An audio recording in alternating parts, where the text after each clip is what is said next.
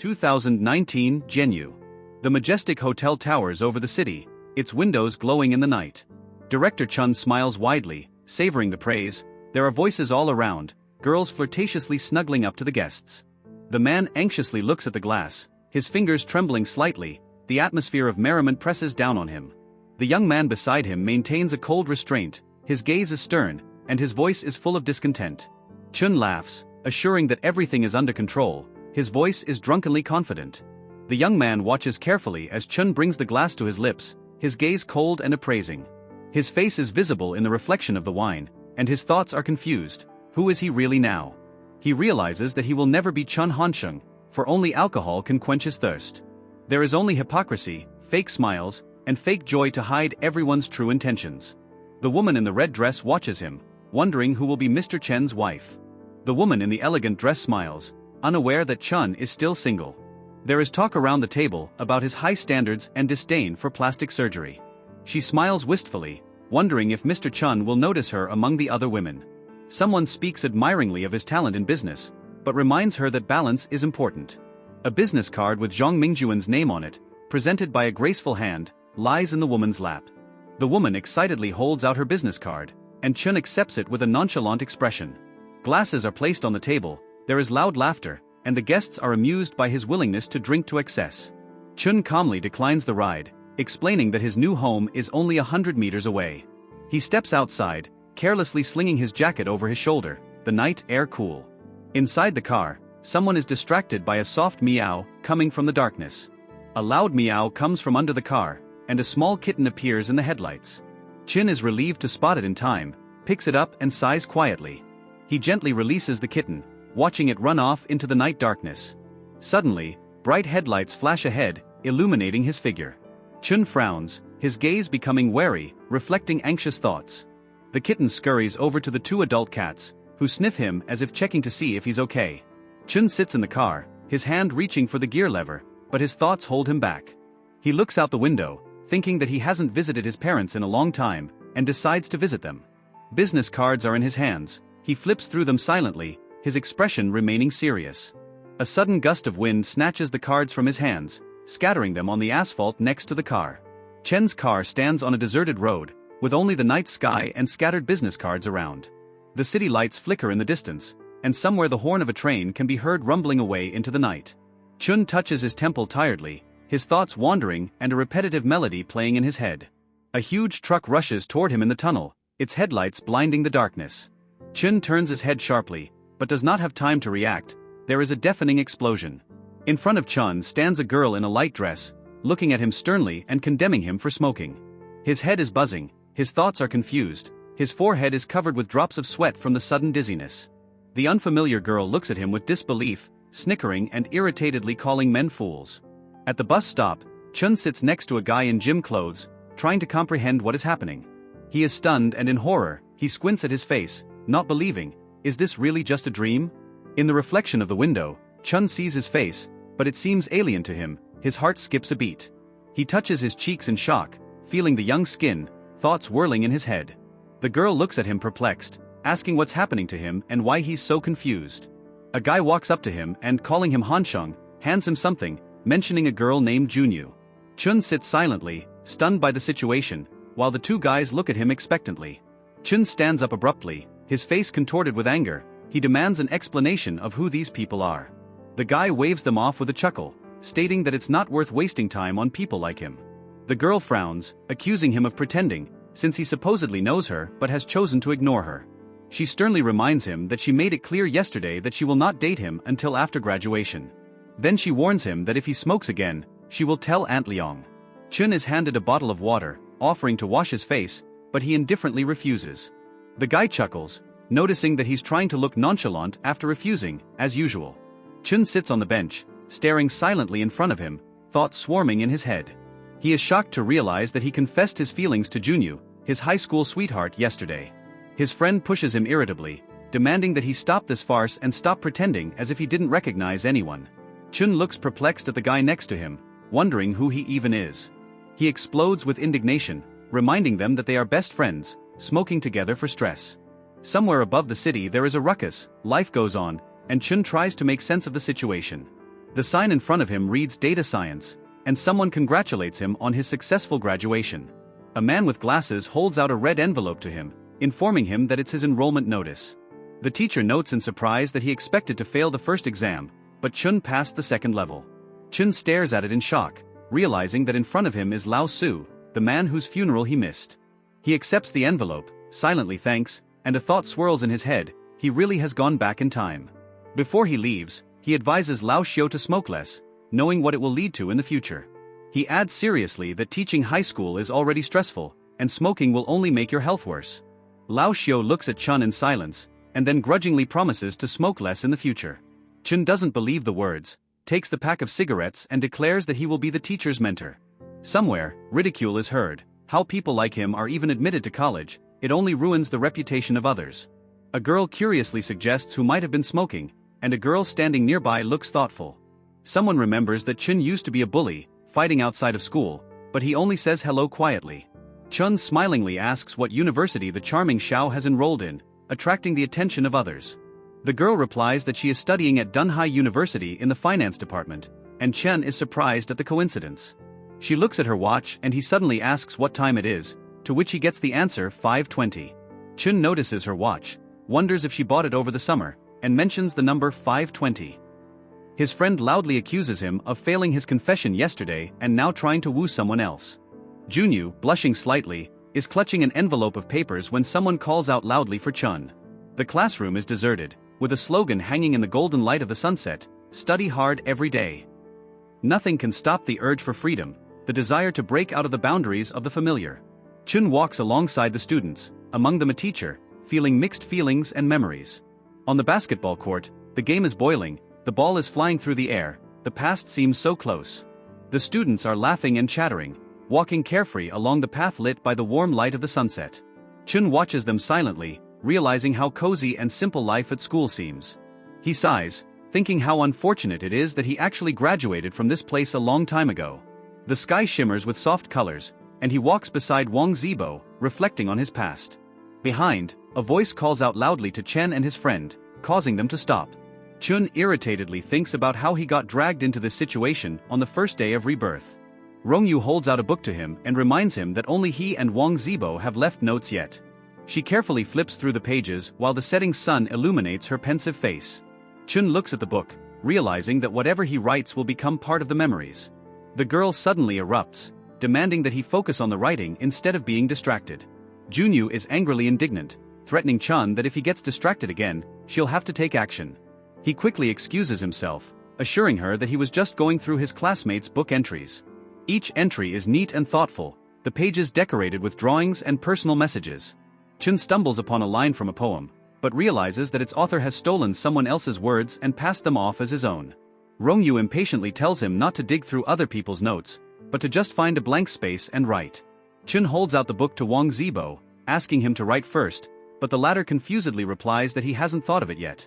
Wang Zibo, thinking about it, carefully writes down a wish for Rongyu to grow up, become more beautiful and be happy. Chun looks at the blank page and mentally chuckles. You can't wish for her to live her life and come back as a teenager again. He sighs heavily, realizing that despite everything, he wants to leave a good impression of himself. He soon finishes the recording, comparing life to a pond with silly but interesting fish like their classmates. Junyu reviews Chen's entry, nods approvingly, and remarks that he wrote well.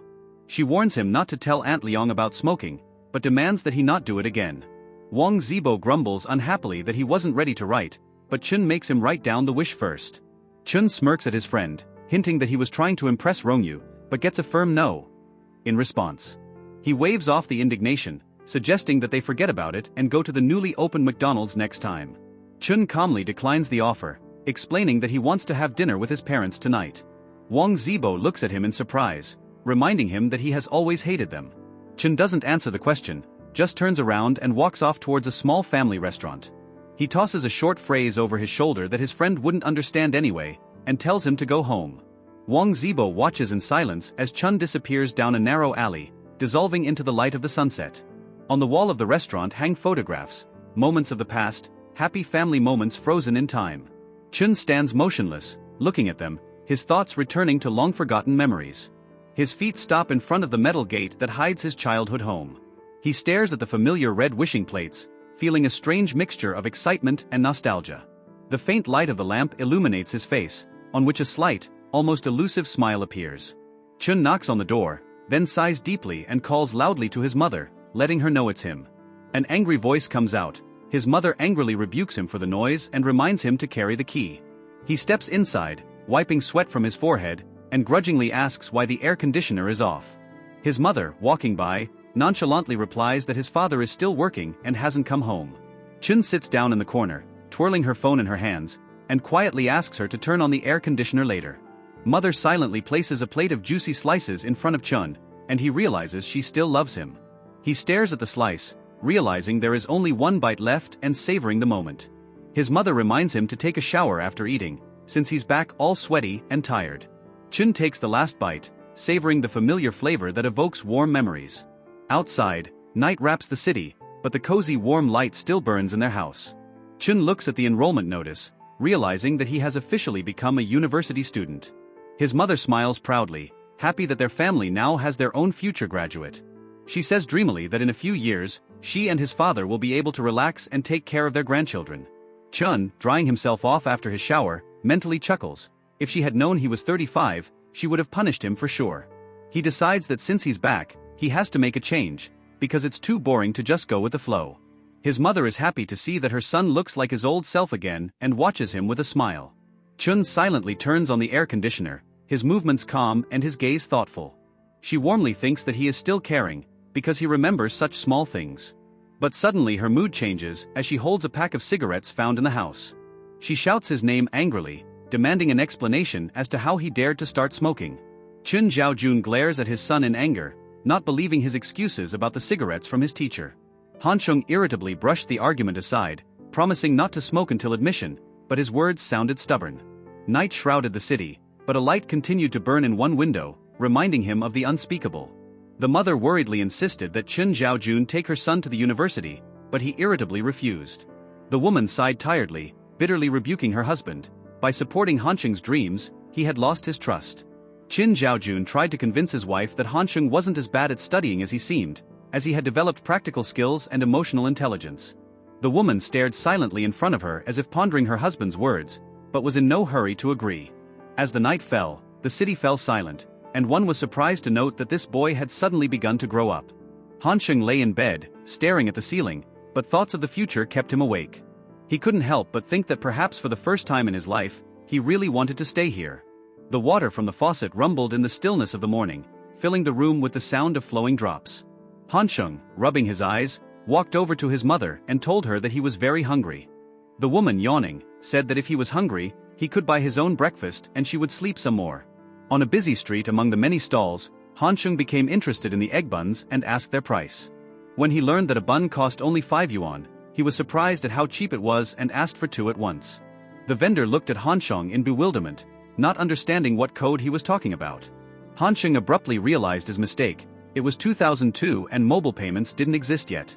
He irritably remembered that his mother hadn't even given him any money, and he had habitually forgotten that he didn't have a phone. The vendor asked if he was going to buy buns after all, but Hansheng, embarrassed, refused, citing a sudden memory of his grandmother. Sighing, he thought that a world without QR codes was too inconvenient, and decided to just go home. Xiao Junyu briskly walked along the path until she suddenly noticed a familiar figure up ahead. Hansheng raised his hand in greeting and called out her name, surprised by the encounter. The girl stopped and frowned, questioning whether Chun Hansheng was really in front of her. She was perplexed to think that it was only 6:30 in the morning, so why did he get up so early? With anxiety in her eyes, she assumed the most unexpected thing, but she didn't dare to finish the thought. Hansheng raised his hand with a smile, about to say something, but Xiao Ronjiu suddenly interrupted him. She looked at him with a serious look and admitted that she understood his feelings, but she didn't want to fall in love in college. Hansheng was taken aback by her words and perplexed, wondering if there was nothing wrong with her head. Xiao Ronjiu suspiciously asked if he was waiting for her on purpose to get her attention. She firmly stated that she didn't want to date anyone before she finished her studies. After all, it could be done later. Xiao Ronjiu firmly repeated that she didn't want to be distracted by relationships and her opinion didn't change. She demanded Hansheng to confirm that he understood everything and he hastily agreed with a smile, calling her smart. Suddenly, she suggested that he have breakfast together to talk while eating. After thinking about it, Xiao Ronjiu admitted that she should probably treat him, since he often helped her with her studies. Hansheng gladly accepted the invitation and remembered the bun shop, but the name of the place caused her surprise. On the street in front of the small diner, people were leisurely eating breakfast, enjoying the morning atmosphere. Uncle Zhang asked with a smile if it was true that Xiao was here for breakfast and received an affirmative answer. Hansheng happily inhaled the familiar aroma of the buns, savoring a moment from the past. Xiao Ronjiu skeptically remarked that he was overconfident, speaking as if he knew exactly what his future held. Hansheng smirked and lightly replied that he had recently met a fortune teller who had predicted his fate. Hansheng grinned and said that the fortune teller had predicted wealth, honor, and a fated line of marriage for him. Xiao Ronjiu sighed irritably, noting that he had changed a lot and was now talking nonsense. Hansheng calmly added that people's hands are as unique as their destiny and began to eat. He noticed with a chuckle that the buns made by the master were flat, while his wife's were puffy. Xiao Ronjiu rolled her eyes tiredly, saying that he was talking nonsense again, but Hansheng suggested that she check for herself. Xiao Junyu glanced at the kitchen, where the cooks were quickly molding buns and steam was rising over the steamers. Her gaze fell on the table with the preparations, and she noticed that the buns did indeed come in different shapes. Hansheng thought with a chuckle that Xiao had so little worldly experience that she was easily persuaded. She looked at his hand carefully, clearly expecting to continue talking, but he only smiled enigmatically. Hansheng suddenly smirked and offered to read her fate on her palm in exchange for a free breakfast. Xiao Ronjiu looked at Hansheng suspiciously and asked what he was up to again. He assured her that he wasn't going to do anything and asked her to just hold out her hand. A little hesitant, she still agreed, deciding to trust him again. Hansheng scrutinized her palm and explained that the wisdom line showed a tendency to dream. Seeing the twisted marriage line, he smilingly advised her to stay away from the guys always circling around. Xiao Ronjiu looked at Hansheng in confusion as he suddenly sighed dramatically. He announced with a playful smile that her perfect husband was right in front of her. Realizing that he was joking again, Xiao irritably exclaimed that he was just teasing her. Hansheng, chuckling, thanked him for the treat and announced that it was time to go back. But before he left, he felt the stern gaze of a woman clearly not thrilled with his behavior. A man in a business suit approached the counter, drawing attention with his serious aura. Hansheng looked at him lazily as he calmly said that his girlfriend would pay for the meal. He nodded silently, not paying much attention to the words as he continued to suck his finger thoughtfully. As he left the diner, he noted that the man seemed familiar to him, perhaps it was someone's father. Turning around, he saw Xiao Ronjiu talking to this man, and it caused him to be slightly surprised. Xiao froze in place, his face reflecting a mixture of surprise and slight shock. A little further away, a grown man was talking seriously with a salesman, and the latter looked a little tense. Xiao quickly realized who was in front of him and instantly flashed back, mentally exclaiming in surprise. The girl turned around to him, briefly said that she urgently needed to go home, and quickly ran away. Realizing who he had just bumped into, Xiao snapped out of his seat in panic, dazedly contemplating the encounter with her father. Gongqing's bus terminal buzzed with life, people were rushing about, and the sky stretched serenely above the hustle and bustle. In the cabin, one of the guys excitedly told Chung that the girls at the university were prettier. Chun frowned irritably, exhaled tiredly, and replied sharply for him to just shut up and go to sleep. Suddenly, his eyes widened, he spotted a familiar silhouette and whispered in confusion as to where she had disappeared to. Xiao Rongyu was standing by the window, her face remained calm and her thoughts were clearly somewhere far away. The man worriedly asked if everything was alright, and Xiao Rongyu's father sighed, reporting that the car had broken down. The stranger offered to just send her on his bus, after all, he was going to Jianye anyway. Xiao Rongyu was surprised to hear the guy call her father Uncle Xiao, and clarify about the car. He explained with a slight smile that he was studying at the same university, offering to drive her along. Xiao watched warily from the sidelines, realizing that his father was unlikely to want to mess with rich people. Xiao Rongyu's father sighed, reflecting that it had been a strange day and the choice was not so easy. He asked his daughter if she wanted to take the bus or if she preferred her classmate's car. Xiao Rongyu replied without hesitation that she would choose the bus, which surprised the people around her. The bus driver explained to the passenger that there were no empty seats and offered to sit in front. The other guy smirked and slyly asked if that was where Xiao Rongyu really wanted Xiao Rongyu to sit. Xiao felt dizzy and nauseous under the hot sun, exclaiming irritably to himself. Xiao Rongyu calmly boarded the bus, her gaze was thoughtful, but her emotions remained hidden. Chun Hansheng watched her carefully without saying a word, but in his head, he was clearly pondering something. Xiao gloomily thought that Chun Hansheng was like a sly dog, skillfully using him in his plans. The driver cheerfully reminded Chun that their universities were close by and instructed him to take care of Xiao Rongyu. Chun Hansheng confidently assured Xiao Rongyu's father that he would take care of her as if it went without saying. A passenger on the bus complained dejectedly that the sun would just scorch him because of the broken curtain. With a serious look, Xiao asked the elderly woman to help make a shade for him or else he would burn. After that, he yawned lazily and said that he had gotten up early, so he was feeling very sleepy right now. Xiao Rongyu squinted her eyes, looking at him suspiciously, and asked if he was trying to dodge the conversation. Xiao Rongyu looked at Xiao carefully and mentally chuckled, deciding to test how long he could pretend. A silence hung while Xiao slept, but irritation boiled up in her mind and she mentally reprimanded. Meanwhile, Xiao Rongyu's father suddenly felt uneasy, wondering why his eye was twitching after she left. The bus rushed confidently along the highway, reflecting the sun's glare on its roof. It crossed a huge bridge, beneath which stretched a vast blue sea, promising a long road ahead. Xiao lazily glanced out the window and spotted the famous Yangtze Bridge, reporting it without much enthusiasm. Xiao Rongyu looked pensively into the distance, and he suddenly noted to himself that she was really beautiful up close. She turned to him, waiting for a reaction, and asked with slight surprise why he wasn't surprised at all. Xiao stared at her silently, pondering something of his own, his gaze a little softer than usual. Tension hung between them, their gazes met, and they were too close to each other for a moment. Xiao Rongyu blushed, abruptly pulled away and waved her hand in an attempt to hide her embarrassment. Xiao only smirked and calmly remarked that she didn't seem too surprised either. She looked away, feeling her face blushing more and more, but she couldn't object to anything. Xiao lazily started talking about his past trips to Jenya, listing famous landmarks. Xiao Rongyu frowned, looked at him carefully and wondered if he was doing it on purpose. The bus finally arrived at the Jenya bus station, and the passengers one by one began to get off. Xiao adjusted his glasses, lazily noting that going to university was a hassle. Xiao Rongyu looked around, amazed at how noisy and chaotic the place was. Someone asked why she didn't bring a futon with her, but she calmly replied that the university gave them out. The conversation turned to clothes, and Xiao Rongyu explained that her mother would send things later when fall started. Xiao Rongyu thought for a moment, and then realized that things could actually work out, because it was simpler than it seemed. Xiao explained in a casual manner that she needed to take a cab, get to the station, and change to a bus. Chun Hansheng wasted no time in informing her that she and Bo were going to take a walk in the park, as that was the agreement. Xiao Rongyu frowned slightly, clearly not expecting such a quick farewell, but discreetly wished good luck. When Chun Hansheng was about to leave, she suddenly called out to him, causing him to turn around at the last moment. Xiao Rongyu burst out in indignation and loudly reminded Chun Hansheng that he had promised her father to take care of her.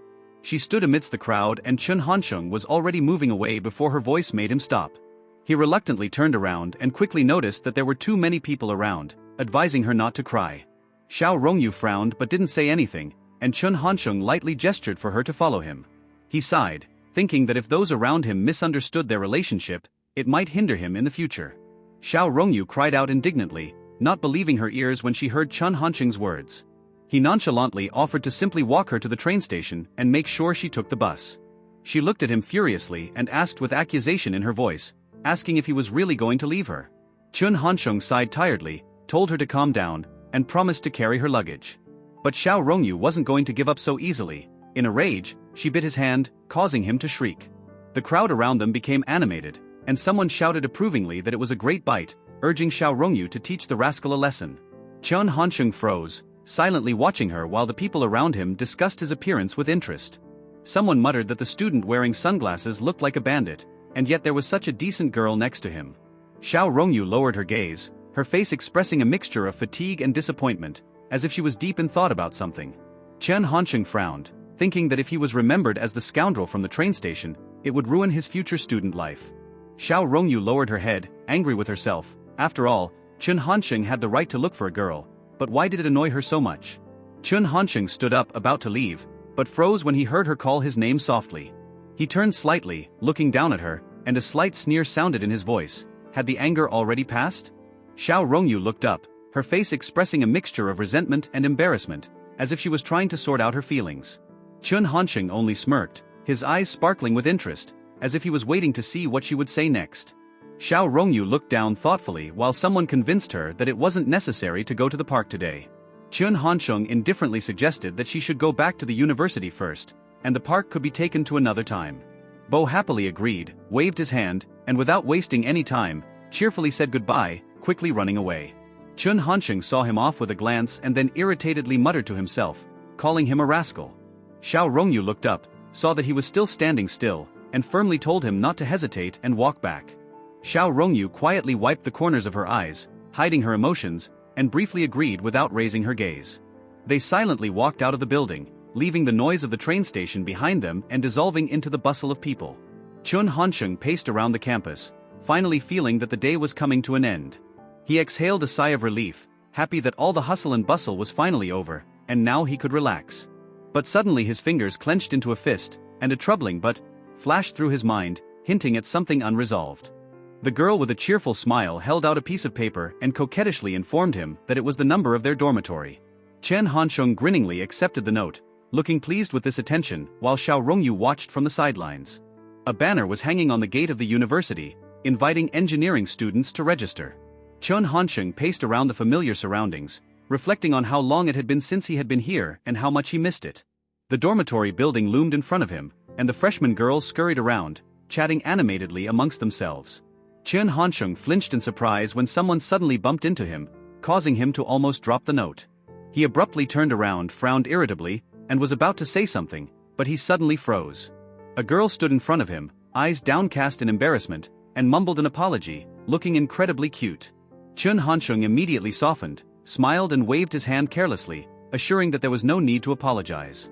However, as soon as he tried to speak, the girl promptly turned around and ran away, leaving him bewildered. Chen Hansheng frowned as he looked after her, feeling a strange feeling. This girl seemed familiar, but he couldn't remember who she was. His thoughts were interrupted when he heard music coming from the plaza and headed towards the registration area. As he approached the desk, he saw people busy doing paperwork and someone immediately addressed him. He confirmed with a slight smile that he belonged to the Faculty of Public Administration by giving his name. The girl opposite greetingly introduced herself as Hu Lingyu, adding that she was also a freshman and his classmate. The man with glasses sitting behind the desk held out the documents with a friendly smile, offering to fill out the dormitory information. The area around the registration tent was bustling with students filling out paperwork, chatting, and some happily completing the paperwork.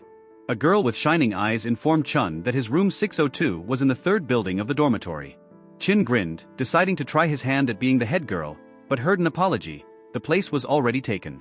He nodded, thanked and headed for the dormitory, and the girl warmly acknowledged his efforts. A group of girls were chatting animatedly, attracting the attention of others with their brightness and elegance. One of them remarked with a smile that it was no wonder why guys from the university came here to eat. Chun regretfully thought that in his current clothes, he wouldn't be able to attract the beautiful female students. Standing alone, he sighed, realizing that he urgently needed to start earning money. Looking carefully at the bulletin board, he hoped to find many part-time job offers. Chun quickly found the right ad on the board and was relieved to see that it was in place. The sky was already getting darker, and the thought flashed through his mind that everything now depended solely on him. The bag of things was tugging at his shoulder, and fatigue was setting in, because it had been so long since he'd been in line for a mattress. Looking at the door of his room, he felt a strange thrill that number 602 seemed so familiar. Running his hand over the surface, he noticed that some things here were still the same, evoking warm memories. Chin entered the room, smiling broadly and greeted his neighbors with ease, noting that he seemed to be the last to arrive. One of the guys cheerfully exclaimed upon recognizing him, and immediately informed him that they had been waiting for a very long time. Chun confidently introduced himself, giving his full name and hometown while shaking hands with his new acquaintance. Yang Shichao from northern Liaoning and Guo Xiaoqing from Sudong took turns greeting him. Li Jinnan from eastern Guangdong and Jin Yongming from Jianye also introduced themselves, completing the introductions. Jin Yongming looked at the phone with admiration and asked in surprise if it was the latest Motorola model. In response, he was told with a slight smirk that it was the latest V70 slider, which had cost a considerable amount of money. Chun noted to himself that this guy was still such a braggart, and then focused on the age distribution. He suggested that the order should be arranged by seniority, with Yang being the oldest, followed by Xiaoqing, and then Zhengyu after him. The girl with short hair silently took the gift, looked at him perplexed, and silently thanked him. One of the guys quietly agreed with the age distribution, but clarified that he no longer smoked. Jin Yenming replied with a slight smile that he himself had also given up the habit. Xiaoqing wondered why the topic of smoking should be brought up at all. After all, it was up to everyone to decide how to act. Yongming suggested that he start by trying the milder and more flavorful cigarettes that are popular in his city. Chun chuckled, realizing that the students were so direct, but could cause trouble even from nothing. Chun thought about the 4 years of student life, lazily holding the cigarette in his mouth and sinking into thought. Looking into a dark corner of the room, he noted with annoyance that the place had been soaked in odors for years. The other guys watched him in surprise until one of them asked what he was even doing. Chun stated firmly that this part of the room was the most problematic and needed to be thoroughly cleaned. The guys appreciated his initiative, joked that he was like an older brother, and suggested making him the head of the room. Chun wondered if he should take on the role of the head of the room, because it was a big responsibility. The guys cheerfully supported him, joking that if there were any disputes, they would have to fight over the position. Laughter spread around the room, and one of the guys announced that from now on Chun would lead 602 to a better future. Morning came, sunlight illuminated the dormitory building, reminding them of the start of a new day. Chun, covered by his pillow, irritably thought about how many other people didn't know that Yongming had a phone. One of the neighbors informed Chun that he was going to a class meeting and had to put on his military uniform. Chun, barely opening his eyes from under the blanket, was in no hurry to get up, slipping into a sleepy stupor. But the thought of meeting his classmates immediately cheered him up, and he instantly jumped out of bed. Together with his roommate, he headed to the classroom, thinking about the day ahead. The classroom was already buzzing with activity. The girls in uniform were discussing something, filling the room with noisy voices. Some of the guys were talking frustratedly among themselves, suspecting that their class had the most unimpressive girls in the college. One of them remembered how he had met a charming older female student at registration, and was now grudgingly comparing her to her classmates. Chun wondered if it was true that the girl's beauty was hidden under their military uniforms, and decided to check it out. The classroom was buzzing with activity. The female students were happily discussing something, laughing and chatting with each other. As he approached one of the girls, Chun smilingly noticed that they had met again, to which she exclaimed in surprise when she recognized him. Among the 27 guys in the class, Chun was the only one who dared to approach the girls and strike up a conversation. He introduced himself and asked with a smirk if there were any beauties from his hometown of Gangchung. One of the female students immediately smiled and raised her hand, confirming that she was from there as well. Jin Yenming remarked with a chuckle that Chun was clearly a catcher. After all, good guys like them were not favored. The older student assigned Chun to look after the freshman, hoping that he would be up to the task. Chun listened attentively when offered to help Mr. Guo manage the class together, assessing the situation. Hume asked in surprise if their classmate was standing next to them, then hastily remembered that she was indeed. With slight embarrassment, she introduced a girl named Shin Yuchu and added that they were roommates. Shin Yuchu looked unsure, but Hume gently told Chun to ignore it. Someone remembered that he learned about Shin Yuchu's difficult life at registration, because her parents had died and she was processing a student loan. Chun remembered that Shin Yuchu always worked hard in college and tried not to draw attention to herself. His thoughts swirled, and he realized that his memories were correct. It was on that day that he met her for the first time. A picture appeared in front of his eyes, the 2002 graduation ceremony at the College of Finance and Economics in Janya. Shin Yuchu appeared in an elegant dress. Her image looked completely different from when she was a student. However, Chun noted with unexpected interest that the most important thing was her impressive breast size. Chun thought with a slight sadness that his work routine had cut off a connection with someone important from the past. The instructor, standing at the blackboard, invited the students to begin the class with a slight smile. He called on everyone to introduce themselves to each other and take turns introducing themselves to the class. One of the girls, smiling confidently, began her introduction, calling herself Shang Yanyan. Chun noticed the guys nearby were discussing her appearance, rating her attractiveness on points. Chun opened his mouth to speak, but suddenly felt a slight confusion in front of the class. Shin Yuchu quietly introduced herself, named her hometown and quickly thanked everyone, trying not to attract attention. Some guys started discussing her appearance, giving her low marks, but one of them noted the softness of her hair. The instructor decided to postpone the selection of a head teacher for a week so that the students would get to know each other better. Chen's roommates insisted that he should compete for the post, since he would have to help his friends in the future. Chun carefully looked at the person in front of him, already realizing that he had his own hidden intentions. The girl said with a determined look that since there were challengers, she would accept the challenge. She sternly turned to Shin Yuchu, warning that chatty guys always turn out to be liars. Shin Yuchu embarrassedly nodded in response, her face slightly turning pink from the unexpected conversation. A loud voice reminded that military training required discipline, but someone mentally opposed it. The instructor loudly stated that her hair was too long and inadequate, so it should be cut off immediately. Shang Yanyan worriedly remarked that if this continued, they too would have to part with their hair.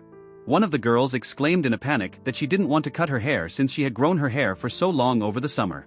Someone suggested sending Yulin to talk to teacher Guo and see if the haircut could be avoided. Chun confidently said that he would report to the teacher himself, and Yuichu would relay something important for him. Chun confidently headed forward, thinking that if anything went wrong, Yahello should report to teacher Gua. Behind him, the guys in the class gathered behind him, watching his actions closely, and some of them looked tense. The instructor asked sharply what they were even doing, noticing them in a group in front of him. Looking straight into the military man's eyes, Chun calmly introduced himself and informed him that he was a second-year student of public administration. He placed his foot firmly on the ground, showing confidence in his decision to intervene in the situation. Chun smilingly suggested that the instructor put the scissors aside so that no one would accidentally get hurt during the conversation. The instructor exclaimed in anger that military training did not provide for long hair and threatened to cut it off immediately. Yahello indignantly replied that he wasn't going to cut his hair and demanded an explanation as to why he was the target. Chun calmly reminded him that the instructor was invited by the college to train the students, not for such actions. He asked a direct question: what would the superiors think if they saw him with scissors in his hands in front of the students? The instructor fell silent, admitting that despite his confidence, he was still afraid of the superiors and the consequences. Chun calmly asked what law prohibited long hair and where it said that students were required to cut it.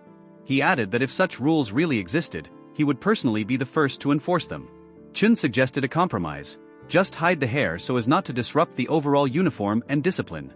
The instructor reluctantly relented, allowing them to leave it as it was, but warned them to be more careful in the future.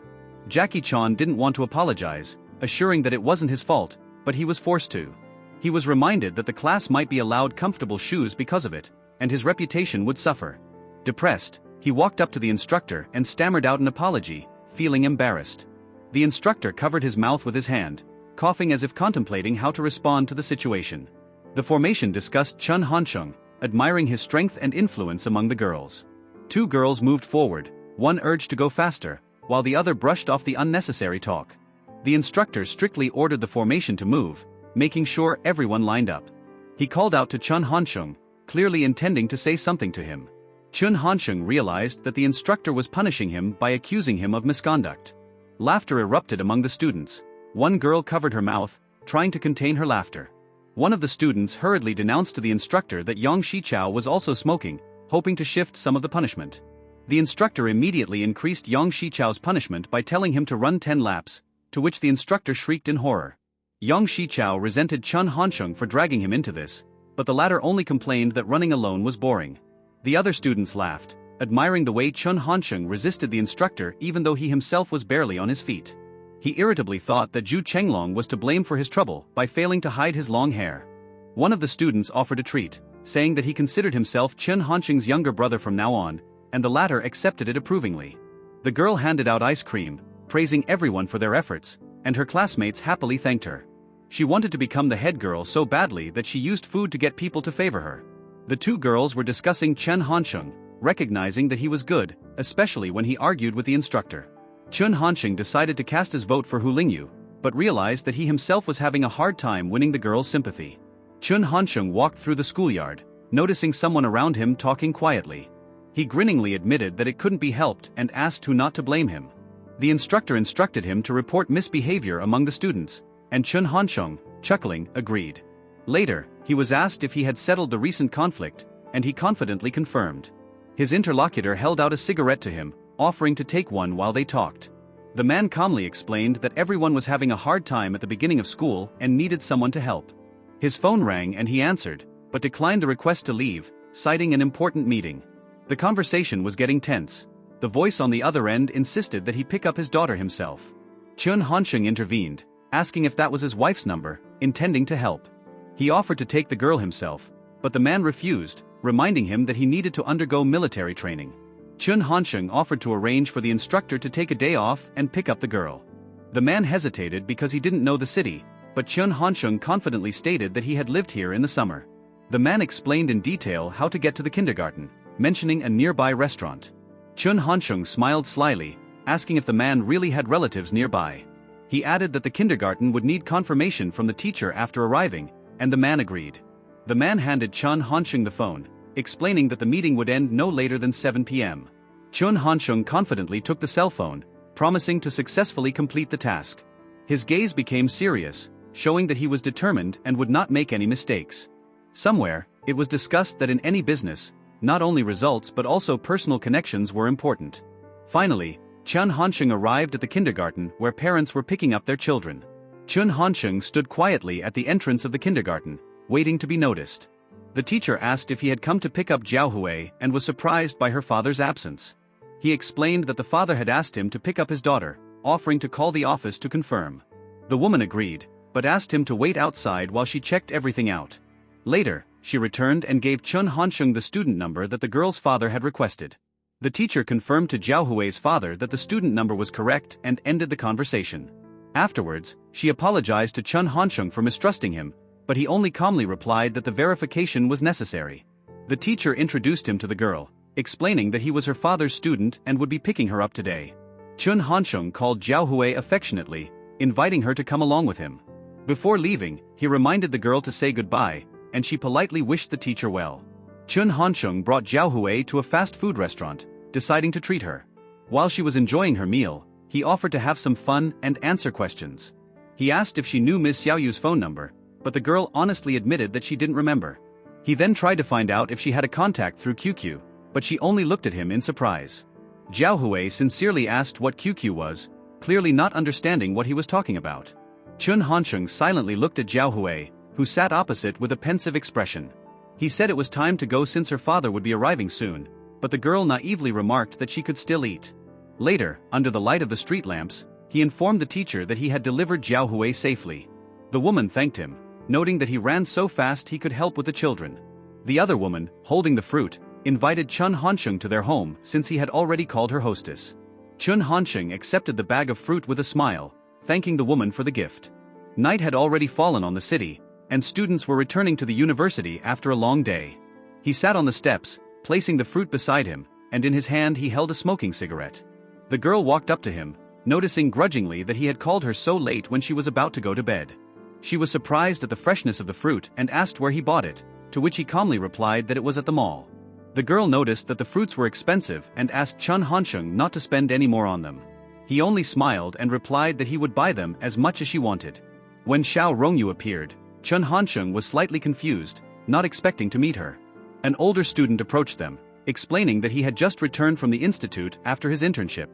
Xiao Rongyu congratulated him for joining the Science Institute, but he modestly brushed it off, calling it just luck. The older student looked at Chun Hansheng curiously, trying to figure out who he was. Chun Hansheng calmly explained that he was Xiao Rongyu's high school classmate. He then offered the guy a cigarette, but he politely declined. A silence hung between them, and no one knew what to say next. The older student decided to leave, saying that he had an important matter tomorrow and said goodbye. Xiao Rongyu said that this senior student had been noticed by the Academy of Sciences even before graduation. She recalled how he once came to their classroom looking for a lab assistant. In the end, he had chosen her, which seemed like it should have been an honor. Chun Hansheng only reacted briefly, pondering her words. But Xiao Rongyu calmly added that she had never agreed to his proposal. Xiao Rongyu looked at Chun Hansheng sternly, noticing that he hadn't smoked before. She became indignant, rebuking him for his lack of plans and advising him to think about the future. Chun Hansheng thought for a moment, then said that he wanted to seriously woo one girl. Xiao Rongyu was surprised and asked if the girl he was talking about was beautiful. He confidently replied that he had never met anyone prettier than her in his entire life. Chun Hansheng confidently said that even if the girl is focused on her studies and doesn't accept him, he will wait.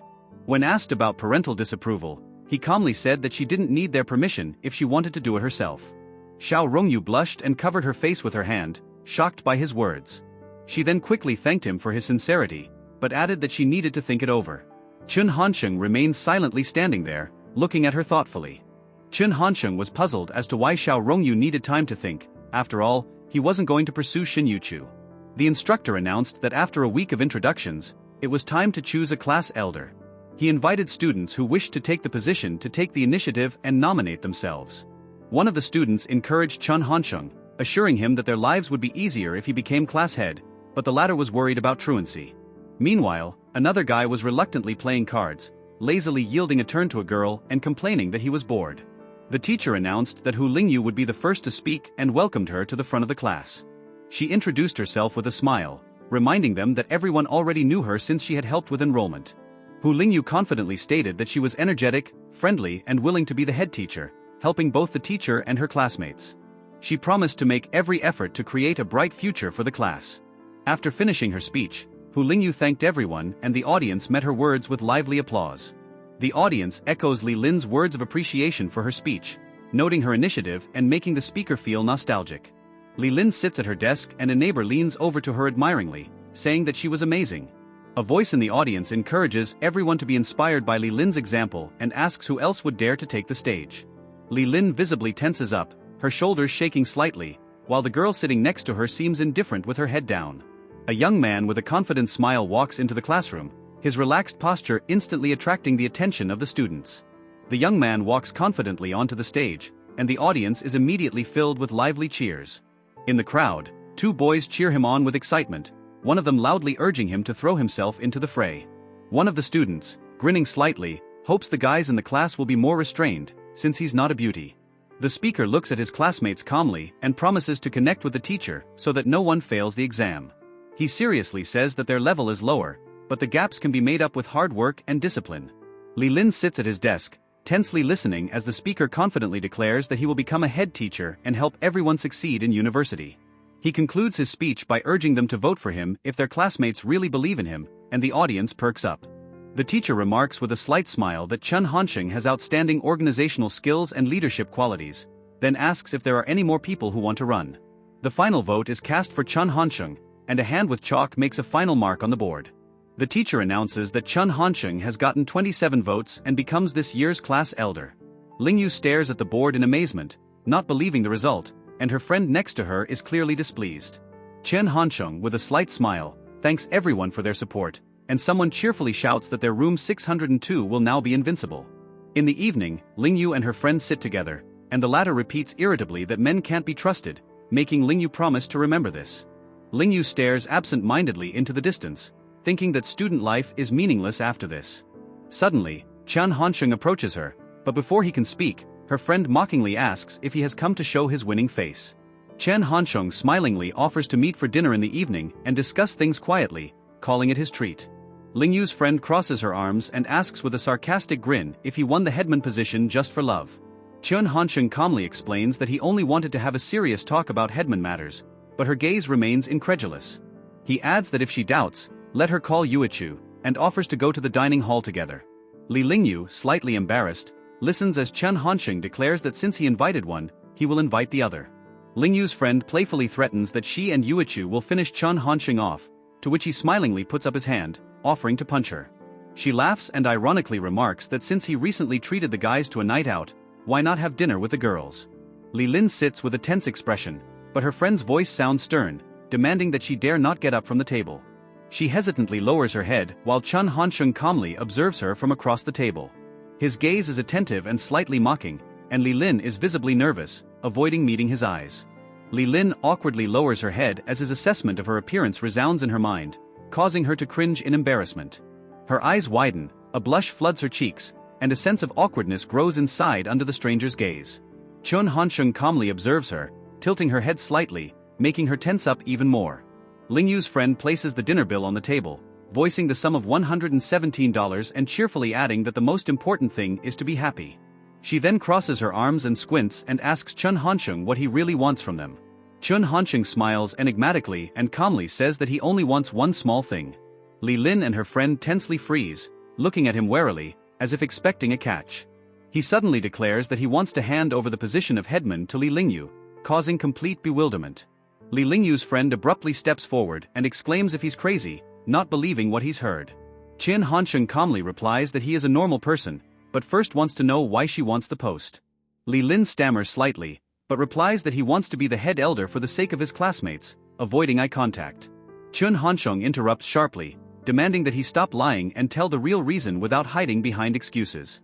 He calmly confesses that he wants to become a civil servant in the future, and his experience as a headman will help him do so. Lingyu's girlfriend chuckles, noting that it's now clear why he was so eager for the position, and then accuses him of ulterior motives. Chen Hansheng serenely explains that being a headman will make many things easier for him, but immediately asks a counter question: doesn't she think the same? Lingyu's friend indignantly states that at least she's willing to pay for the needs of the class, hinting at responsibility. Li Lingyu awkwardly lowers her head, and Chen Hansheng calmly says that he's not interested in the head teacher position and wants to hand it over to her. She asks in surprise if he's really leaving, but he explains that he needs the position for now because he needs to learn how to be a good person. Li Lin gets up embarrassed, quietly saying that she's full and wants to go back to the dormitory first. Chen Hansheng nonchalantly looks at her and firmly tells her to sit down, causing her to shriek indignantly and her friend to laugh. Chen Hansheng leisurely moves a plate of food toward Li Lin, noting that since it was bought for her, she should eat it all. He looks at her with a slight smirk, and she responds by shaking her head in panic, clearly trying to refuse. Ling Yu's friend asks suspiciously if she doesn't want to eat because Chen Hansheng peeled the shrimp for her himself. Li Lingyu, at a loss, quickly replies that she'll just eat the bun as long as she doesn't draw attention to herself. Chen Hansheng squints his eyes and, noticing her reaction, suddenly declares that since the bun is so delicious, he wants to try it too. Li Lingyu tensely watches Chen Hansheng tasting the bun, but he only shrugs his shoulders and says that it tastes the most ordinary. Lingyu's friend jumps up, indignantly pointing at him and calling him a scoundrel, but he calmly replies that they were discussing cooperation after all. Chen Hansheng smiles and confesses that he used to think Shang Yanyan was the prettiest girl in class. Li Lingyu looks down in embarrassment, a blush flooding her cheeks, but she quietly agrees that she now realizes who he likes. Lingyu's friend condescendingly remarks that it's only recently that the dormitory has noticed Yuechu's real appearance, and asks her to keep it a secret so she won't be bothered by perverts. Chen Hansheng chuckles and asks his friend Lingyu not to look at him when she calls him a pervert, to which he just waves him off, saying that all men are the same. He remarks to himself that he got his relationship with Hu Lingyu right, because the hardest part of courtship is dealing with her best friend. He then calmly says that he'll give up his position as head teacher in the second year so as not to interfere with her plans for the exam. Lingyu's friend incredulously asks how he's going to hand over the position to her if he was elected by vote. She squints and clarifies that she wants to figure out which duties will remain with him and which will pass to her. Chen Hansheng calmly explains that he's not going to stand idly by, she'll take care of the small stuff, and he'll take care of the important matters. Lingyu's friend squints and bluntly asks what will happen if she doesn't agree to his proposal. He replies with a smile that then all he has to do is work harder, because universities rarely change the head teacher. She looks at him suspiciously, and he nonchalantly offers to make her his secretary for starters, leaving the final decision up to her. Her eyes flash with distrust, and she sternly warns Chen Hansheng not to even try to deceive her. Chen Hansheng relaxes back and states with a slight smile that he has always been sincere and has never lied. Lingyu's friend flinches at his words, her face frozen in a tense expression, but she doesn't reply anything. She then abruptly slams her palm on the table and decisively announces that the arrangement is done, urging Yuechu to leave as soon as possible. Chen Hansheng watches her with a faint smirk, his gaze becoming thoughtful, but he remains silent. Outside the dining hall, joyful voices resound. The graduates are celebrating their graduation and toasting to their first meeting after graduation. The company raises their glasses, a friendly cheers is heard, and the table fills with the sounds of a merry feast. Someone suggests that we meet more often and have more parties like this, especially a girl named Rongju. Chen Hansheng notices someone's pensive look and wonders why he looks so sad. The guy sitting across from him chuckles and says that going to university is like a monk's path, since there are only 2 girls out of the 62 students in their class. Chen Hansheng frowns and asks with slight bewilderment what quality these 2 remaining girls are. The guy drinks from the glass with a disgruntled expression, while Chen Hansheng silently watches him as if waiting for him to continue talking. After a short pause, the guy waves him off and says that it's all the drink's fault, then throws back his head and finishes the rest. The girl next to him frowns and remarks that they came to the university to study, not to think about such things. Chen Hansheng shifts his gaze and asks with slight irritation if he should really give up on Rongju. Suddenly, one of the guys interrupts the conversation by holding out his hand and casually asking if anyone has a toothpick. The guy looks puzzled at what is happening, and then shakes his head and calls Chen Hansheng a real bully. He sighs and wonders to himself when he will be able to act as easily without thinking about the consequences. A girl with a stony expression carefully puts her food on her plate, ignoring the noise around her. The other guy curiously notices that when they entered the Finance Institute, they just let Chen Hansheng lead them. Chen Hansheng, not paying attention to the conversations, calmly smokes and lets out puffs of smoke into the air with a relaxed look. The girl looks at Chen Hansheng in surprise as he calmly declares that he is now the headman.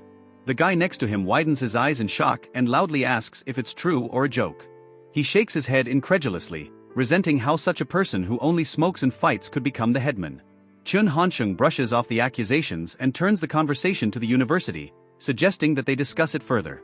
The group of students continue to talk animatedly, discussing the dormitory and the nice restaurant where the Michelin chef used to work. Chen Hansheng watches the lively conversation with a slight chuckle, referring to the group as cute simpletons who are just representing their universities. The guy in front of him proudly declares that he spent all night writing a speech about his university, hoping that Junju would want to go there after hearing his story. Then he finishes his monologue and asks another guy named Gao Jianxiong what he has to say about his university. But before he can answer, his friend Lingyu's voice comes from nearby and loudly calls out to Chen Hansheng, reminding him that there are various activities waiting for the class after the school year starts. Chen Hansheng rolls his eyes and asks with irritation if he really needs to discuss business even while meeting his friends. The guy calmly informed that each person would receive 50 yuan each, and the girl questioningly asked again. He indifferently replied that the amount was standard, but he didn't have change, ending the conversation. With a confident smile, he announced that he had already handed over the money to Shin Yuchu, causing her to look puzzled. The girl tensed up, her gaze turning prickly and obvious irritation showing on her face. Another girl stood nearby, her attractive appearance attracting the gazes of others. Chin hoped that one girl wouldn't look at others while eating from her plate.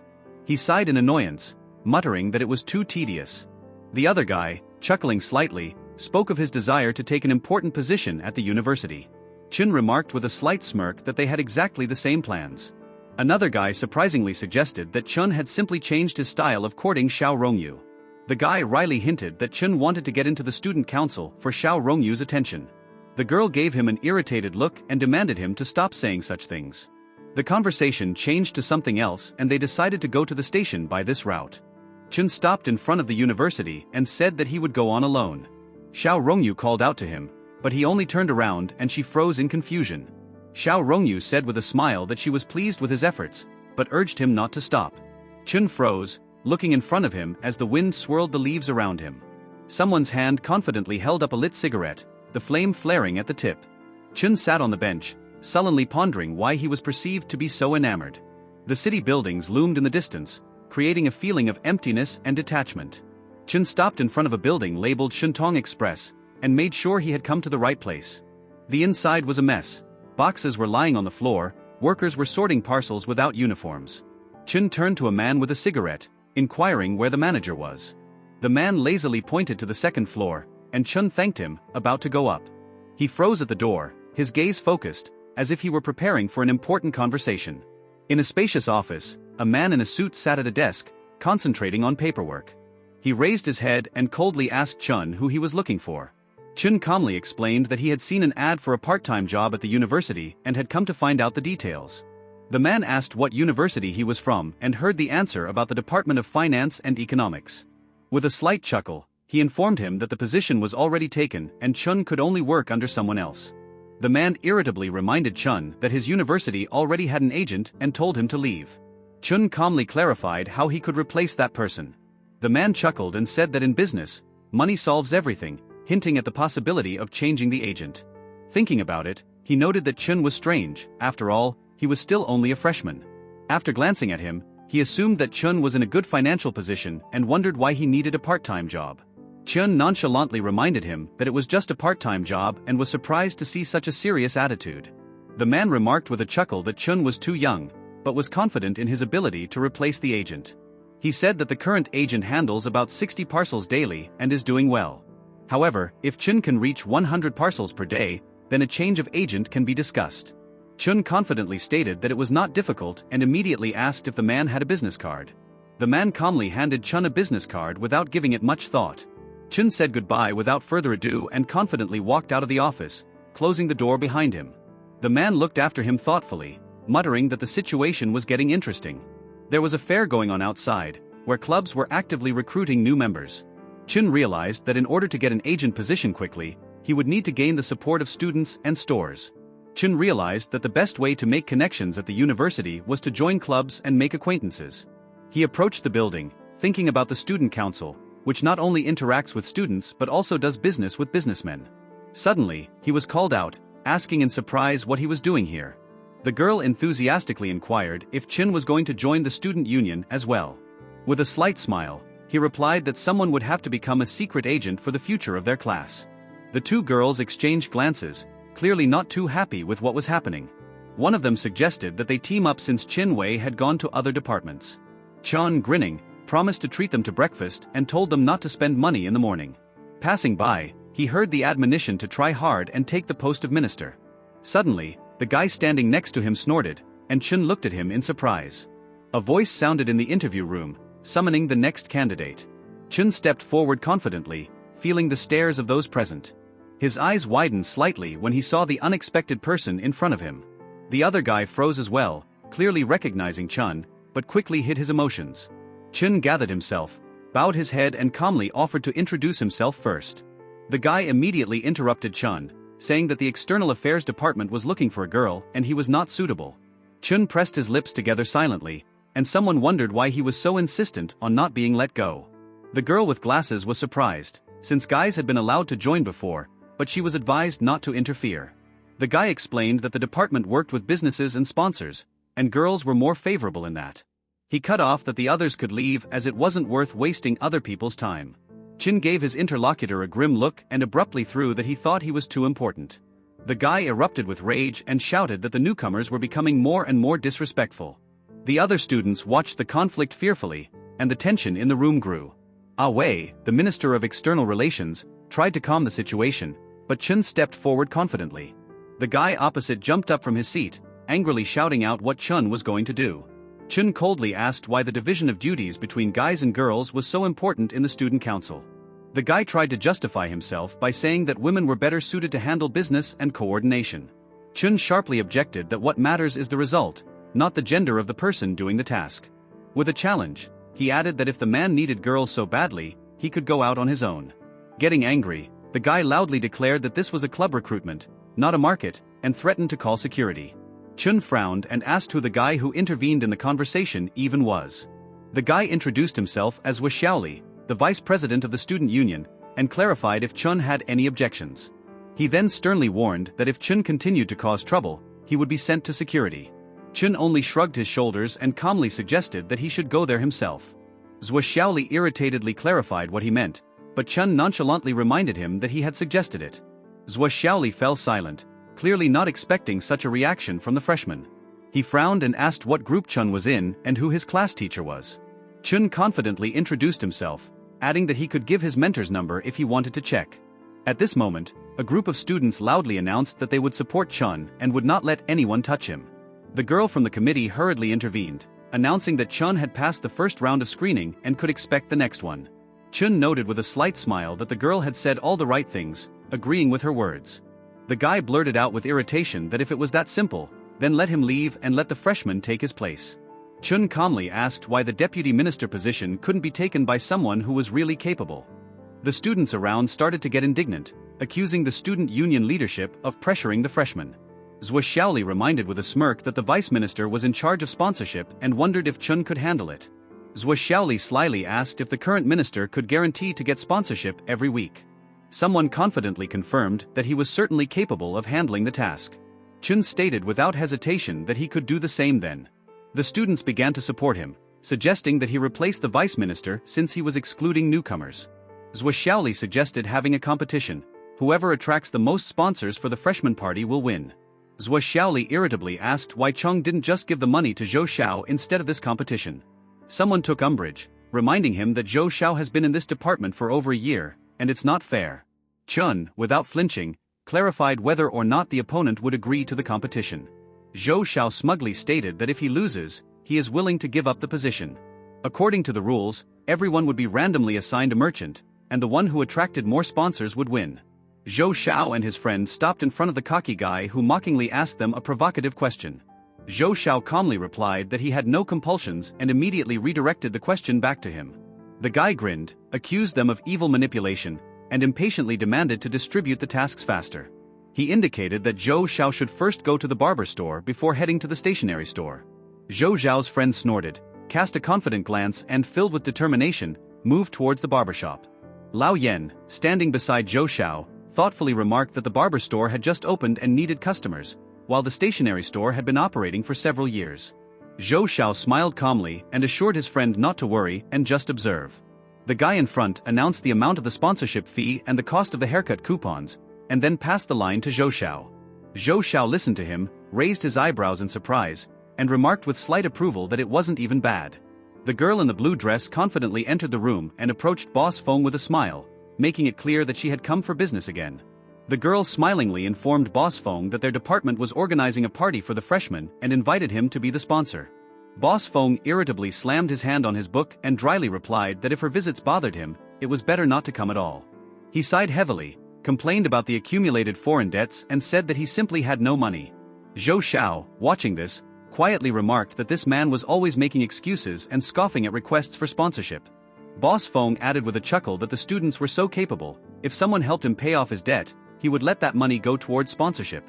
The girl blanched, not knowing what to reply, and Zhou Xiao calmly entered the room, drawing attention to himself. He coldly offered Boss Feng to deal with his debts if he wanted to. Boss Feng squinted his eyes in surprise, but quickly agreed, saying that if the money appeared, he would give it to sponsor him. Zhou Xiao, undaunted, replied that it would take time and promised to bring the results later. Boss Feng waved his hand towards the street and told him to go to the house across the street to inquire about the money. In front of the fruit store stood a man in an apron, with a huge knife in one hand and a watermelon in the other. Two girls stopped nearby, talking anxiously about how it was a butcher's shop and no one would dare go there. The guy said to his companion with a confident smile that Zhou Xiao would probably be scared, which meant that they had won. Zhou Xiao calmly looked at Boss Feng and without a shadow of fear, he offered to give him the promissory note so that he could deal with it. A long knife flashed in someone's hand, reflecting a cold light, creating a tense atmosphere before the unknown meeting. The butcher with a cold gaze slowly raised the bloody knife, creating a frightening and tense atmosphere. Zhou Xiao stared forward confidently, while the guy standing next to him thoughtfully remarked that it was better not to mess with such a person. Zhou Xiao's friend worriedly suggested that he should just forget about it, but he only listened to his words calmly. The guy in the yellow t-shirt flared up, objected loudly and demanded that he not underestimate them, clearly hurt by his words. One of the onlookers confusedly wondered if he was going to win, but received an irritated, "Why are you asking me?" in response. The man with a scar on his face looked at Zhou Xiao carefully and calmly asked why they had come.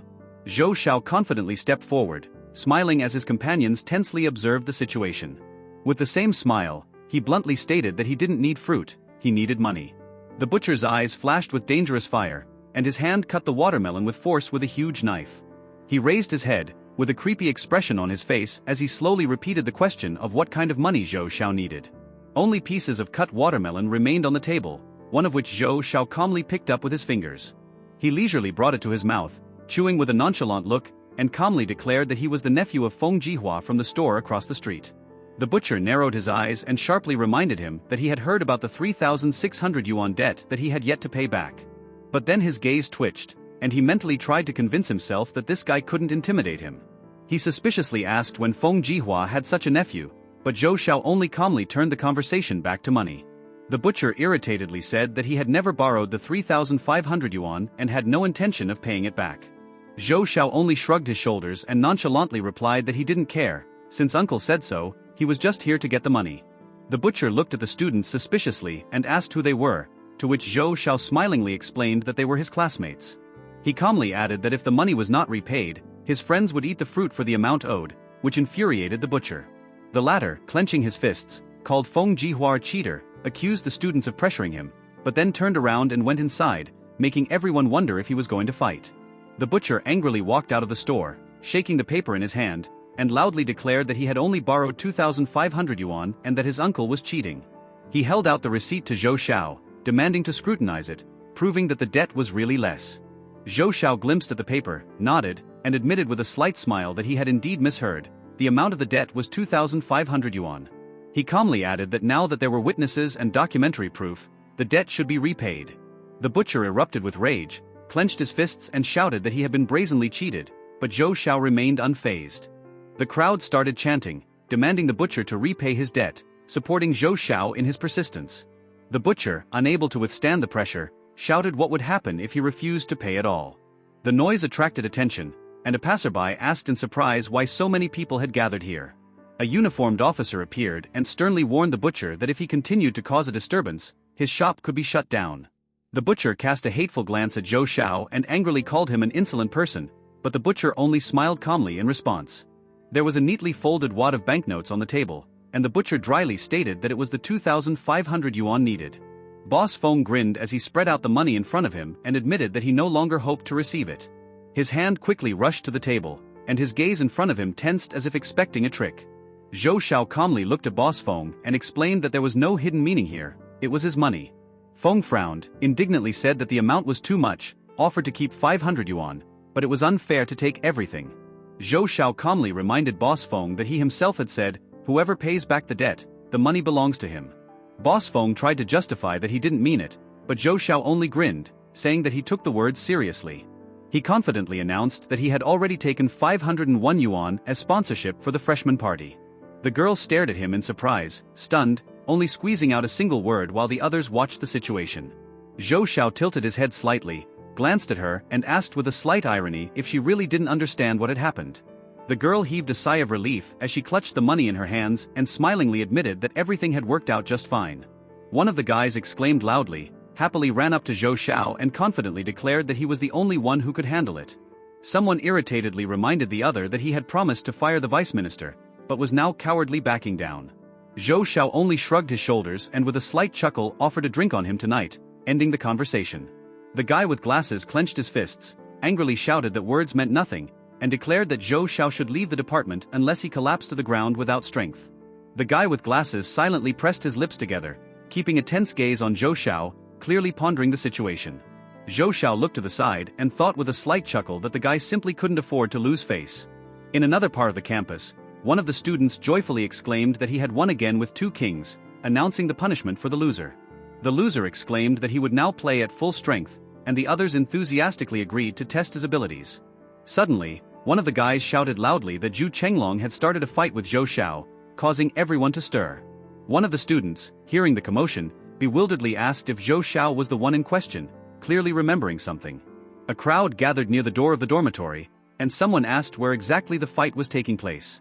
Another student whispered a warning that if they were heard, they might be dragged into the showdown as well. Zhou Xiao frowned, irritated, thinking that the situation had already gone beyond a normal conflict, affecting even the teachers. Suddenly, someone sternly called out to the people present, drawing their attention, and the guy in the vest, ragged and shabby, turned around in surprise. The guy in the white shirt rubbed his ear thoughtfully, pondering the situation while a tense silence reigned around him. Students and 2 professors were gathered in the dormitory, one of whom sternly addressed Mr. Guo. The teacher with glasses seriously asked if they understood what had happened this evening, demanding an explanation. Zhou Xiao noted with a cold stare that they were trying to falsely accuse him of inciting Zhu Chenglong. The guy in the vest tensed up, realizing that if he said he didn't know anything, all responsibility would fall on Zhu Chenglong, and that would threaten either expulsion or a severe reprimand. Zhou Xiao stared forward tensely, thinking that if he just walked away, all of his reputation earned since the beginning of the school year could be lost. His eyes narrowed, and he noted with cold determination that it was okay, they were going to put the blame on him, right? The teacher turned around abruptly and demanded that someone speak up if they knew anything about what had happened. The guy in the vest took a step forward, lowered his gaze, and tensely admitted that he did. The teacher sternly stated that Chun Hansheng, although he was still a mentor, but since he was involved in the fight, he had to write a detailed explanation. The instructor strictly said that it was necessary to write an explanation, apologize to Zhou Xiao, and wait for the final decision from the department. Chun Hansheng nodded demurely, accepting the punishment, then turned to Zhou Xiao and apologized to him. He admitted that the situation had been confusing, but they had now realized their mistake and apologized. The medic carefully examined his injuries and gently felt the injured area, to which he quietly complained that he was in pain. Another doctor calmly informed the faculty that it was nothing serious and anti-inflammatory drugs would not be needed. The instructor calmly announced that everything was settled and ordered the students to disperse to their dormitories and go to bed. Zhou Xiao cast a glance at Chun Hansheng and discreetly told him to go back as well. Chun Hansheng nodded silently, clearly tired from everything that had happened, and obediently headed away. Zhou Xiao remained seated, immersed in thought, when another student suddenly appeared in front of him. The guy in the white shirt irritably stated that he didn't need any pretended sympathy. The guy at the bookshelf glanced around nervously, and Han Sheng stood behind him, watching him. Han Sheng coldly remarked that without the student's status, he would have already died, emphasizing the seriousness of the situation. The interlocutor flinched, his face frozen in confusion. Han Sheng's words had caused him to hesitate. Han Sheng walked out into the corridor, his confident steps causing the people around him to step aside, escorting him with glances. Another guy worriedly looked at Han Sheng and admitted that he hadn't even thought about it before. Han Sheng roughly kicked the door with his foot and it swung open with a crash, causing Chenglong to recoil. Chenglong picked himself up off the floor, staggering, and the other guy worriedly asked if he was alright. Someone chuckled, explaining that since Brother Chong had hit Chenglong, he was willing to forgive him. Chenglong lowered his gaze, his face expressing confusion.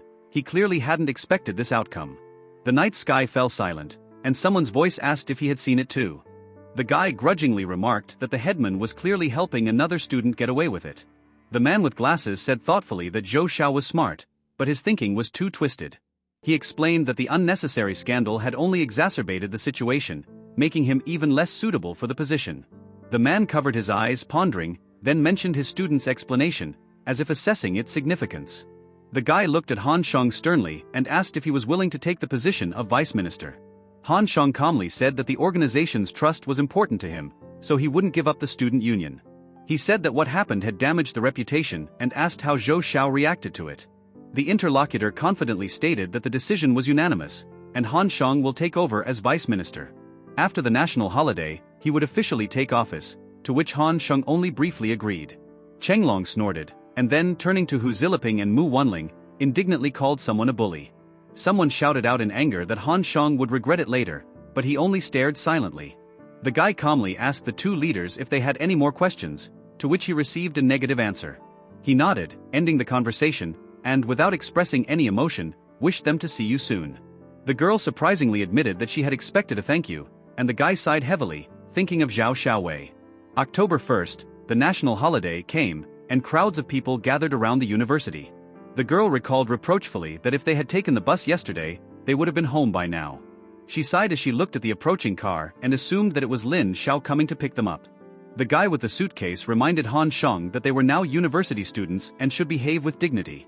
The driver sternly told them to get into the car and put their luggage in the trunk, not tolerating any objections. There was a tense atmosphere inside the car as the girl sat down silently and the child looked at her curiously. A guy was relieved to see that there was an empty seat next to Rongyu, and was clearly happy about it.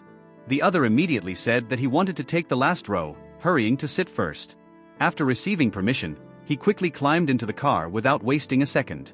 Han Sheng was asked in surprise why he didn't sit in the back when he wanted to, but he just shrugged his shoulders, saying that he had changed his mind. The guy outside irritably hurried him up, reminding him not to cause trouble for Uncle Xiao. The car rushed down the road, and someone's voice outside angrily shouted that they would never trust that scumbag again. The driver calmly reminded everyone to fasten their seatbelts, and then thoughtfully pointed out that Chun Zhaojuan's son was too thin. A guy asked Rongyu if he had joined the club, to which he replied that it was difficult to choose because of the many recommendations. The other said with a smile that he had passed the first test at the propaganda department before the holidays and would soon take the second test. The kid admitted with slight disappointment that he had failed the interview for the organization department, but he wanted to go to the student union like everyone else. The kid turned to Han Sheng, inquiring how the latter was doing with the clubs. Han Sheng calmly replied that he was now the Vice Minister of External Affairs. The interlocutor snorted, chuckling, and wryly remarked that Han Sheng had clearly grown a tail after that. The driver glanced in the mirror and thought that if Han Sheng became a minister, he would have to eat all the toilets. He chuckled skeptically, thinking that it was simply impossible for a freshman to hold such a high position. Han Sheng silently turned away, and the other guy irritably called him a creep for such behavior. The driver said that he had a temporary assignment at the bureau, so he would drop them off here since it wasn't far to go home. The car drove off down the road, leaving the passengers alone against the sunset sky. Rongyu noticed that he had a lot of luggage, but the other guy immediately offered to help him with his things. The girl looked at him intently and asked if he was already going home.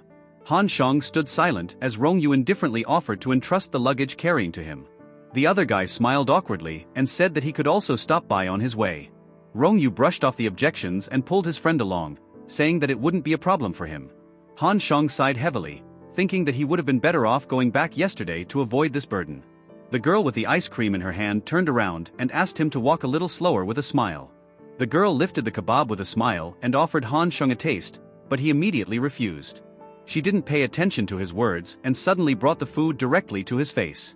Han Sheng froze in confusion, but seeing her insistence, he quickly agreed and began to eat. Suddenly, someone called out to Zhao Jun, causing Han Sheng to freeze with the kebab in his mouth. A man with a serious expression stood in front of him, watching him carefully. Han Sheng suddenly stopped, eyes wide, and stunnedly said, "Dad." The boy noted with a smile that he hadn't expected this city to be such a fun place. He looked thoughtfully in the direction where two girls were climbing up the stairs, enveloped in soft light. Han Sheng was asked if Rongyu had really fed him a sweet treat in front of his father, but he just shrugged his shoulders. Suddenly, the ball bounced off the surface, and someone's irritated voice was indignant that it didn't even hit the hole. The guy held out his cue, reminding him that it was his turn, and looked at his interlocutor intently. Another glanced at the girls and wondered if it was too cold for such clothes in October. Someone shrugged his shoulders with a smile, replying that it was called Beautiful Frozen Girl. Han Sheng sat pensively touching his lips with his fingers and slowly exhaled as he watched. The girl leaned towards him with a glass and playfully offered to show her face and drink with them.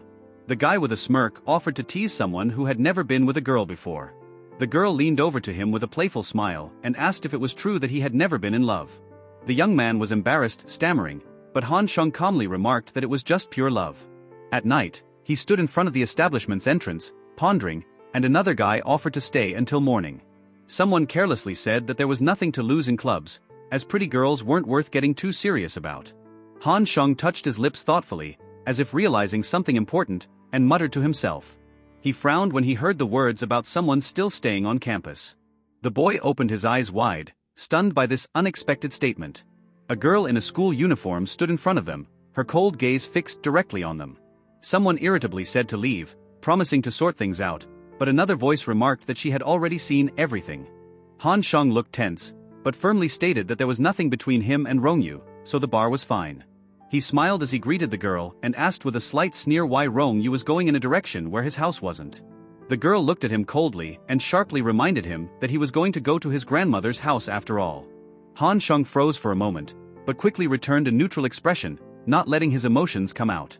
One of the girls quietly said that she had just heard another girl mention the possibility of taking Han Sheng in, but a short no sounded in response. Someone's hand lowered the drink bag to the ground, as if leaving the last gift without an addressee. The girl turned around coldly and, without turning around, dropped that it was time to go, dragging her friend behind her. Her voice shook with anger as she called Han Sheng a scoundrel and said that she bought the drink especially for him. She shouted that he could go to hell, and Han Sheng only stood there stunned by her words. He tried to convince himself that he hadn't done anything wrong, but the guilt stung him relentlessly from within. The overturned drink lay on the ground, spreading out in a sticky puddle as a symbol of something lost. Han Sheng picked up the street phone, and in the silence of the night, a voice introduced itself as Xiao Hongwei. He calmly said his name and asked if he could speak to Rongyu, clearly hoping for an answer. The man on the other end of the line briefly replied that she was already resting, offering to call tomorrow. Han Sheng silently listened to the beeps on the handset without moving, as if realizing that it was truly over. The clear morning had dispelled the night's anxiety, but the ringing of the phone broke the tranquility of the new day. Han Sheng called again, politely asking Xiao Hongwei to pass the phone to Rongyu. The man replied briefly that she had left, apologizing for the inconvenience. The phone rang again, and the same voice calmly asked who he was looking for. Han Sheng repeated his request, but heard that Rongyu hadn't returned yet and he should call in the evening. The young man held the phone with a serious expression and said that he was returning to the university today. The man in the room repeated what he heard, confirming that the young man was indeed leaving today.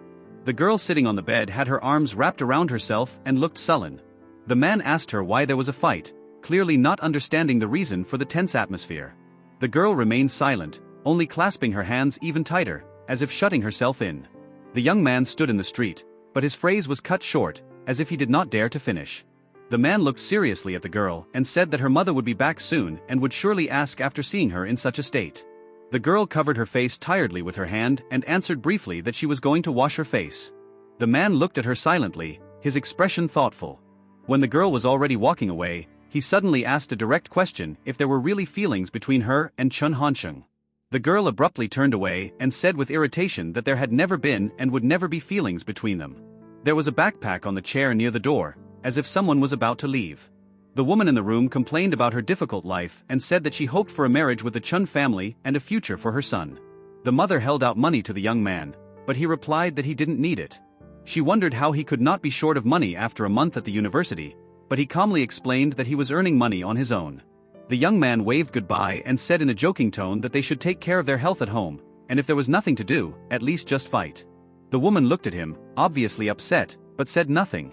She wistfully asked the man if they were getting old. With sadness in her voice, she admitted that Hansheng no longer needed them, not for money, not for conversation, not for support. The man disagreed and firmly stated that it didn't have to be that way and it wouldn't work. The woman irritably stated that she wanted to take care of her son and offered to find him a bride among the daughters of her acquaintances so that he would get married right after graduation. The man didn't answer anything, just stared silently in front of him with a frown. At parting, the girl carefully extended a flower to the young man, and he stood in front of her with a suitcase, ready to leave. Suddenly dark clouds covered the sky and a heavy downpour covered the city. The young man ran along the wet sidewalk, covering his head with his hand, but the rain had already soaked his clothes through. The young man ran his hand over his wet face and thought with slight irritation that he had just returned to the university and it was already raining, a bad day. Amidst the downpour, he noticed a girl standing nearby, and she saw him at that moment too. A disturbing thought flashed through her mind. Why was he here? What was he doing here? A memory flashed before her eyes. He once held her hand, saying something excitedly, and she looked at him with surprise. Back to reality, the girl blushed, her face expressing embarrassment and slight excitement at the sound of the rain. The young man looked straight ahead, his gaze calm but attentive. The girl threw her hands up in panic and shouted loudly for him to stop. She blushed even more and stammered, and he wondered why she would run away every time she saw him. He was silent for a moment, his face impassive, as if he were considering something. At last he said calmly that he did not want to eat alone in the evening, and suggested that she keep him company. The young man leaned a little closer and asked with a slight sneer if she didn't want to go with him. The girl was even more embarrassed, lowered her head and couldn't find anything to say. He calmly reminded her that they were classmates and should help each other, and then, citing a bad mood, asked her to buy him dinner. The girl, stunned, wondered about the price of dinner while he waited nonchalantly for her answer. She suddenly remembered that she had to go back to her dormitory, to which he calmly agreed and told her to come back quickly. The young man looked at the girl who was standing in the rain, clearly soaked to the skin. He frowned and asked where her umbrella had gone. The girl excused herself and explained that she had lent it to her roommate because she had gone to another city. The boy asked her why she hadn't kept the umbrella herself, but she only mumbled embarrassedly that she was at university and it wasn't important to her. He sighed, wondering if she was really that naive, and then, without waiting for an answer, he covered her with his umbrella and told her to come closer because she was already soaking wet. The vendor loudly announced the order: 2 portions of lamb, 4 portions of river shrimp, 53 in all. The girl took out the money, handed it over and with a sigh, offered the young man a seat. He looked at her in surprise and asked if she really went to the dormitory just for the money.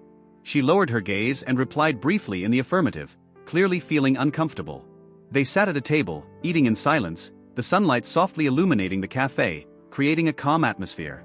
The young man ate quietly and suddenly wondered if the girl wasn't hungry. She held her chopsticks in her hands, but looked confused and as if she did not know what to say.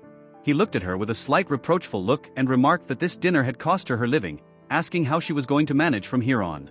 The girl looked a little embarrassed, but explained that she still had some money left over, and she was also making money by organizing books at the library, and was going to work part-time at the canteen in the evenings to save money. The young man grinned and curiously asked if she would blame him now for eating all her savings, and she blushed even more, embarrassed as she continued to eat. The young man looked at the girl carefully, pressing his lips together as if holding back a chuckle.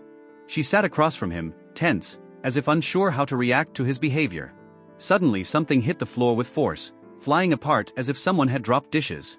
He looked up at her, his expression remained calm while she looked confused.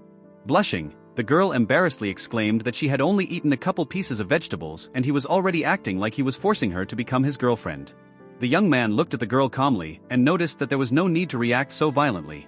She looked embarrassed, but firmly said that she preferred reasonable conversations and never forced people to do anything.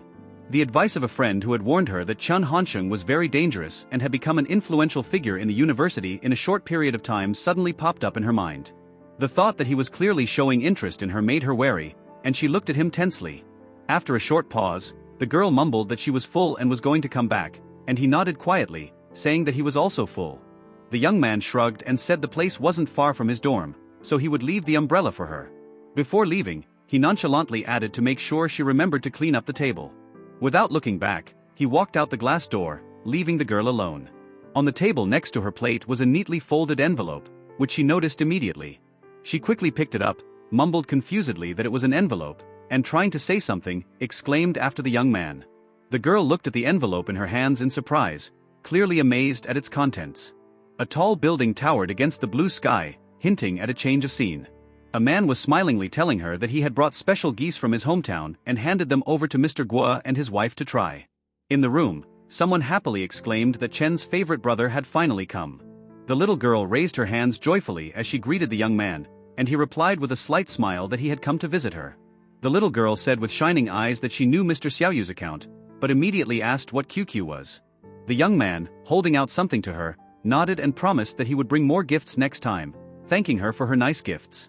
The woman in the room loudly announced that the food was ready, inviting everyone to the table. After dinner, the young man said goodbye to Mr. Guo, saying that he was going back. Just before leaving, the man suddenly asked if he knew a girl named Shin Yuchu, causing the young man to stop. Mr. Guo explained with a serious face that Shin Yuchu had not received financial aid and was now stuck in the committee, so Chin Hansheng should help her. The young man first clarified if there was a problem and then smiled carelessly and said that he would just come back then. The bell rang in the hallway, heralding the start of classes on October 8th, echoing throughout the empty space. In the auditorium, students tiredly put their heads down on their desks, complaining that they had no energy to study at all after the vacation. Suddenly, a girl stopped in front of Chun Hansheng. Her voice was demanding and her gaze was firm. She told him to get out. The girl clutched the envelope in her hand with fury and demandingly asked what it all meant. Chun Hansheng frowned, wondering why the letter meant for Shin Yuchu was back in her possession. She sharply stated that they shouldn't have this conversation. After all, they know each other perfectly well. The young man calmly replied that he had simply handed over the letter as requested, but the girl flared up and called him a scoundrel. With her arms folded across her chest, she irritably admitted that she had opened the letter herself, and then, narrowing her eyes, demanded an explanation. The girl irritably listed the names of beautiful girls, perplexed as to why Chin Hansheng had chosen Shin Yuchu. The young man frowned, wondering how come he was actually chasing after her. She angrily waved the letter, accusing him of making the money handed over look like an insult. Chin Hansheng calmly raised his hand and assured that he would not harm Shin Yuchu if fate so chose. The girl squinted her eyes, clearly not believing him, and asked again if this was really true. The girl sighed heavily and said that the classmates respect Chun Hansheng, so he must be worthy of that trust. He lazily lit a cigarette and noticed that she was grumbling too much. She folded her arms across her chest and squinted and asked if he had never been in love. Chun Hansheng suggested with a chuckle that he introduce his roommate to her. After all, he is eloquent and outgoing. The girl frowned and said that the class was discussing forming a boy-girl association to improve familiarity and cohesion. Chin Hansheng said with a chuckle that it wasn't a bad idea. Not only would it help bring classmates closer together, but it would also give Shun Yuchu a chance to socialize. The girl shrieked indignantly, and then irritably added that the whole event would be reduced to eating and singing. He lazily remarked that such gatherings were too old-fashioned, and suggested that they think about how to break up the small groups in the dormitories. With a slight smile, Chun Hansheng said that he would think it over in the dormitories and then propose an idea. Turning around, he calmly announced that he was leaving, but the girl sharply called out to him, preventing him from leaving so quickly. Chun Hansheng was about to leave, but the girl firmly stated that the conversation wasn't over because she had an important topic. He calmly turned around and asked what it was about without showing much interest. She reproachfully told him that she had applied for financial aid for Shin Yuchu, but she had failed to qualify and was now stuck in the youth committee, and he hadn't even told her about it.